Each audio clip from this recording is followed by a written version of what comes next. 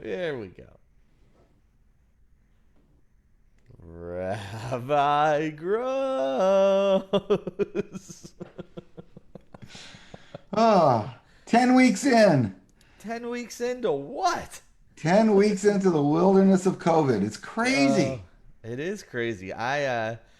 What can we say about oh, here's one for you. Is there Yeah. any so like we've been in our houses a lot. Let me try to frame this a little bit. We've been in Yeah. our houses a lot, and there's nothing unfamiliar about our houses. Like we live there. However, I don't think I've ever spent this much time in my house. Yeah. So, my question for you, based on that fact, is have you discovered any new nooks or crannies that Ooh. are really enjoyable, Oh, like a whole enjoyable. new frontier for you in your home? Wow. The key phrase there was enjoyable nooks. I have found in my cleaning, like, oh my gosh, this, I don't think has ever been cleaned since I've lived here. We moved in like 15 years ago to this house, and I'll go, this nook has never been cleaned. That's not enjoyable. Like, how much dust and dirt was packed into that small little space? I bet I bet it's like an archaeological dig at a microscopic level. Like, oh wow, here's the key to life. Wow, But you too found it. bad it was shoved into that corner 15 years ago. Now it's dead. Uh, but an enjoyable nook. I don't know. What about you? And you Did you can find? expand. So yeah, I'll expand the definition of nook a little Yeah. bit. Maybe it's just like a new spot. So I found, by the way, Renee Carroll, one of our favorite people in the world. She said that Yes. she found one of those types of nooks that you were just talking about. Did you find a 15-year-old Cheerio? That wasn't a Cheerio. But I found that outside in our backyard we have this tree, and I don't know why we never thought about putting a chair out there under the tree. It's all Yeah. shady and it gets a little breeze. It's really nice, and it was really. I'm finding it helpful to have this new place to be. Right, Yeah. it's an unexplored territory. Yes. Ooh. Yeah, actually, your connection with the chair and outside definitely has happened in our place too. It depends on the time of the day, but we'll actually move chairs along the lawn to have a little bit of shade. We've never really spent time like that outside. Now that it's getting in the 90s, it may change again, but we enjoyed this last month. Yeah, we've been very lucky.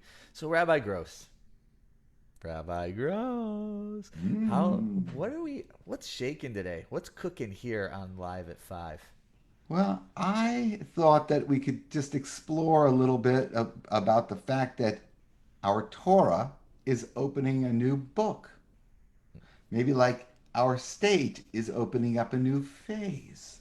Huh, I thought the hang little on. parallels, a new book of the Torah. Oh, Oh, a new book. a new book The for a new Jewish phase. Study Bible. Oh, Nope. All right, Rabbi that, Gross, teach me. well, the new book of the Bible is the book of Numbers, which in Hebrew is Bamidbar, which means the wilderness. And I thought this is a perfect portion to explore as we enter phase two of opening up the wilderness of the Texas COVID response. Uh, we won't go into what the Texas COVID response looks like or have any opinions, but the truth is, it's a new phase of our wilderness adventure for some. For some, it's a journey. For others, we may be just staying right where we are.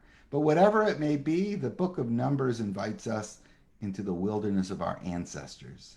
And the very first thing that we do, according to the book of Numbers, the very first thing that happens is that God commands Moses to take a census.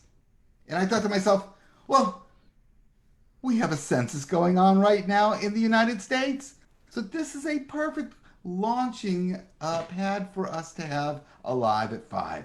We've got a census, we've got a wilderness, and we've got 15 minutes of time to fill at 5 o'clock on Wednesday night. Perfect. Yeah. So Let's start with the census because God Okay. commands Moses take a census. What's interesting about this census is that within the span of a year, according to our Torah stories, within the span of a year, from the time of the Exodus to this point in the wilderness, God has commanded four separate censuses, which is really interesting. Why four censuses in a short amount of time? That's like Data, one every 3 months. data collection. Got to have that data.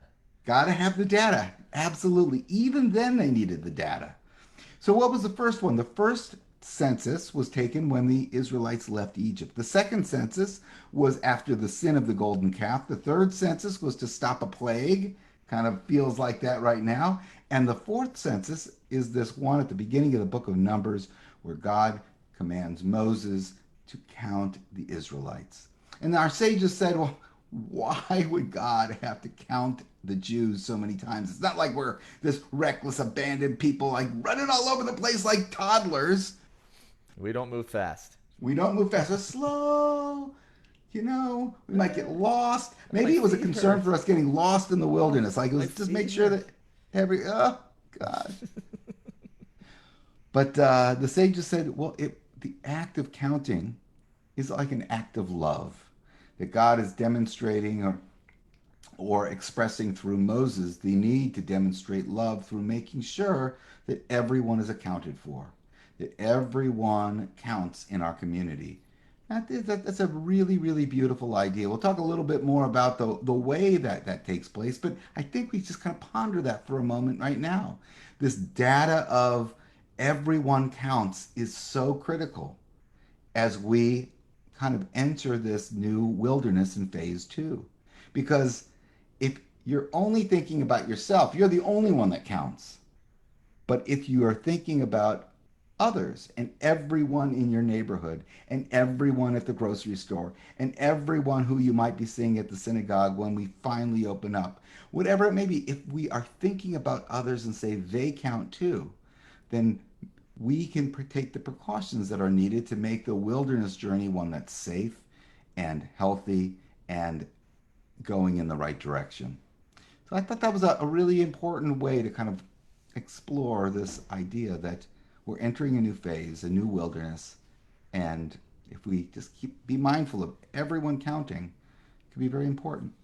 I think that's very appropriate, and it's always amazing how these things link up. It's like we we still always will never stop learning from the Torah.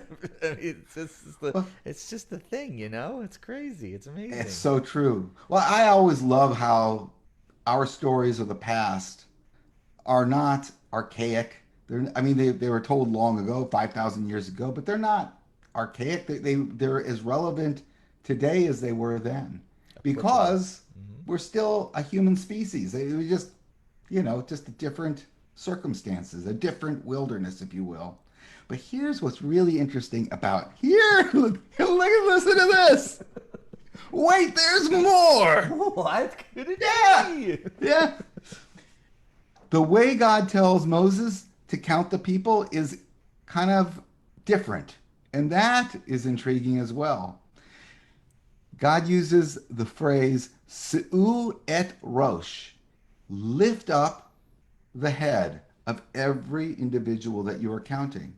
Because, well, I shouldn't say because yet. It's just a strange phrase, lift up the head. Why would you count that way? Why couldn't you just, have people write down their number or whatever it may be, like the census that we'll be taking in the United States, which, by the way, is probably in your mailbox right now or in your email, or if it's not, you can definitely make sure that you get it because it's important to be counted. That's how our government makes sure that all the resources of our nation are distributed with equity. That's an important thing. But the census taken in the book of Numbers says, Se'u et Rosh, lift up the head. So, what does that mean? What does that help us understand? Well, when we lift up our heads, we see each other's faces. When we lift up our heads, we are showing that we are present with each other. When we lift up our heads, we are engaging in the process, right? It's not, we're not heads down, ignoring everything. We are present and accounted for. And that's how we have to approach this as well. These times are difficult, and we can be cloistered in our homes, as you said, looking and scurrying around these corners that haven't been explored in the wilderness of our own abode. But if we take the time to engage those around us, we have one really important reminder, and that is, cloistered as we may be, we are really never alone. Lift up the head, be counted, partake, be present. That's what this is all about. This is the key to this next phase, is paying attention. We're not we're not in this journey alone. There are other participants, and we need to be mindful of them as we go on our way. Wow. That's my message. That's what I'm thinking. I think that's a great message, and we should say we were not alone here during Oh, this. Even though it's just the two of us in these boxes. Help! Get me out of here. There's some other folks that are with us, so let's just say to those who are with us, thanks for being with us. We said Renee Carroll before. Barbara Bennett said Happy Wednesday. To Barbara, we say Happy Wednesday. Happy Wednesday. Marilyn Fireman says that Marilyn and Howard Fireman are here. So good to see you both. I mean, we see you. We see you. Just kidding. That's not scary. And then Mike Kahn says, Hazak. Hi, y'all. Hazak means, what is that? What is that Strength. for? Be strong. Yeah. Strength. We've been doing our push-ups. Well, Melissa Wolfson just joined. Hi, Melissa. Hi, Melissa. Good to see you, Melissa. We, it's about 5:12, which means that the people in my house are getting extremely hungry. Do we dare do our dinner share today? Do you have something? Yeah, we have to share our dinner. Have to My dinner tonight is probably not anything that would go over well in the Mason household. Maybe you and Aaron would be daring enough to venture into the meal we have prepared. Okay. Let's play a little game. What do you think is in Yeah. our Let's meal? play a What little game. ingredients? Like, I've Okay. already set it up. What ingredients? Well, if it's so, there's definitely some greens. Yes, Of the- you've got half the meal right there. of What the, greens Well, would be least popular in the Mason home? all of them, but I would say that is this green popular in the Gross home or not? Well, all greens are popular in the Gross home. Amazing. So this is definitely some kale. It is kale. Okay. It is a kale dish. I actually tossed in, just because I had to get rid of them, a whole bunch of dandelion leaves, which is a very odd taste, but just you know, just for kicks. Well, maybe or maybe not. Melissa Wolfson, actually, she's helping me out here. She said beans. There's some beans in there. There are, well, legume. There is a legume. I will tell you, we are having African kale peanut soup. Oh yeah. It's a stew. Mm-hmm. Okay, sounds great. What are you having? Fish sticks? No. Oh, that sounds great. We're having actually, this is a tip.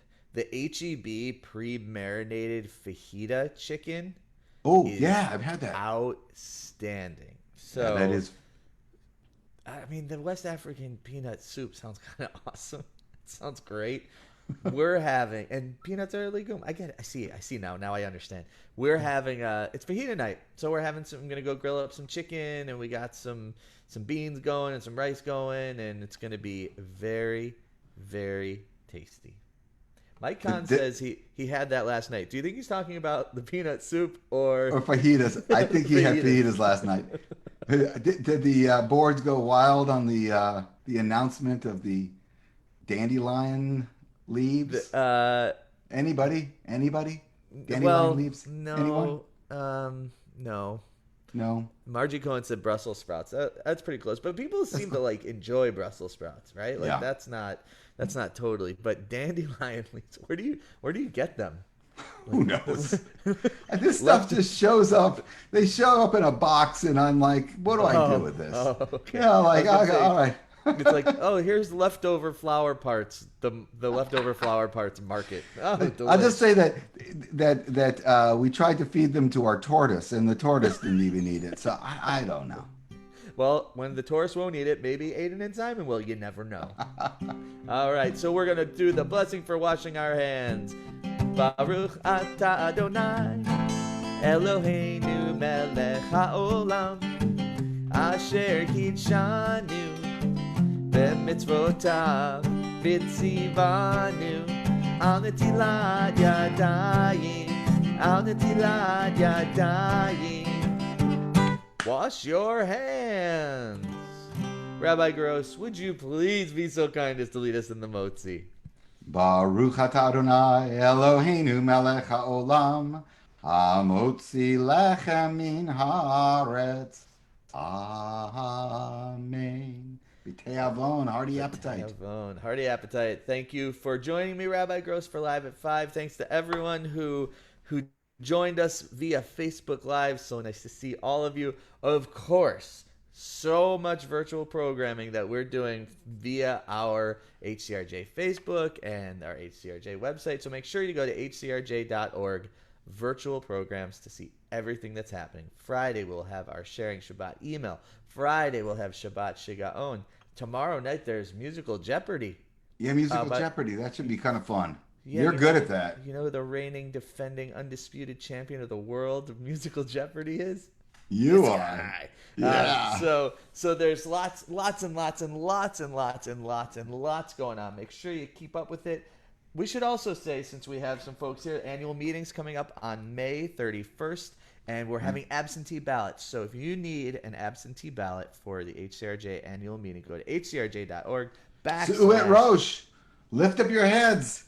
Request request that ballot and be counted, because you count. I count? You count. 1, 2, 3. It's hcrj.org/2020 annual meeting. Thanks for watching. We'll see you all really soon. Bye.